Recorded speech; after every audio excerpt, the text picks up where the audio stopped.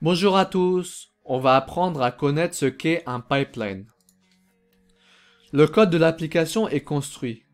Maintenant, nous devrions essayer de l'exécuter sur GitLab et créer notre premier pipeline, qui est très basique. Je vais écrire un pipeline très simple qui exécutera le code présent dans notre repo. Mon but, pour l'instant, est simplement de vous faire savoir comment les pipelines sont définis dans GitLab et n'apporteront donc aucune phase de construction de test pour l'instant. Cela compliquerait inutilement les choses à ce stade. Quoi qu'il en soit, maintenant que depuis que ce terme de pipeline est apparu, avant de commencer à définir un pipeline, permettez-moi d'expliquer quelques points formels à ce sujet. Les pipelines sont le composant de niveau supérieur de l'intégration de la livraison et du déploiement continu. Fondamentalement, il s'agit d'un ensemble d'éléments connectés en série où chaque ensemble d'éléments effectue certaines tâches. Par exemple, il s'agit d'un pipeline où il démarre à partir du processus A qui exécute quelques tâches 1 et 2. Le processus B a sa propre liste de tâches jusqu'à ce que le pipeline continue à exécuter les tâches et se termine au processus D. Parlons maintenant de pipeline dans le contexte de GitLab CI/CD. Ici, pipeline comprenant deux choses, les travaux et les étapes.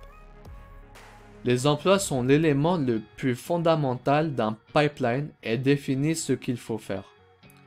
Par exemple, il peut s'agir d'un travail pour tester le code ou d'un travail pour compiler le code. Deuxièmement, les stages sont une collection d'emplois. Peu d'emplois lorsqu'ils sont combinés constituent une étape. L'étape définit essentiellement l'ordre des travaux, comme dans quel travail dans une étape à exécuter après que le travail de cette étape. Dans un pipeline, si tous les travaux d'une étape réussissent, le pipeline passe à l'étape suivante. Si une tâche d'une étape échoue, l'étape suivante n'est généralement pas exécutée et le pipeline se termine plus tôt. D'une manière générale, les types de pipelines sont normalement exécutés automatiquement et ne nécessitent aucune intervention une fois créés. Mais oui, au cas où si besoin, GitLab permet aussi d'interagir manuellement avec un pipeline que nous verrons plus tard. Dans la plupart des cas habituels, dans un pipeline CI/CD complet, un pipeline peut consister en 4 étapes dans l'ordre donné.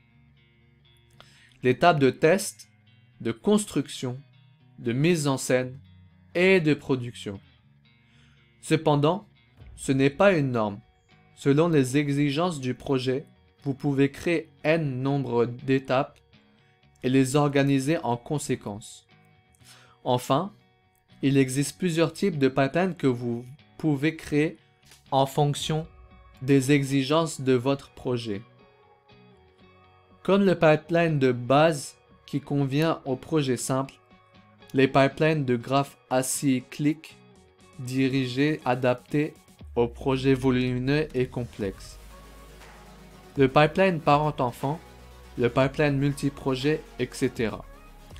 Les noms et la complexité peuvent différer entre eux, mais l'idée de base serait la même. Donc ce sont quelques points d'introduction sur les pipelines.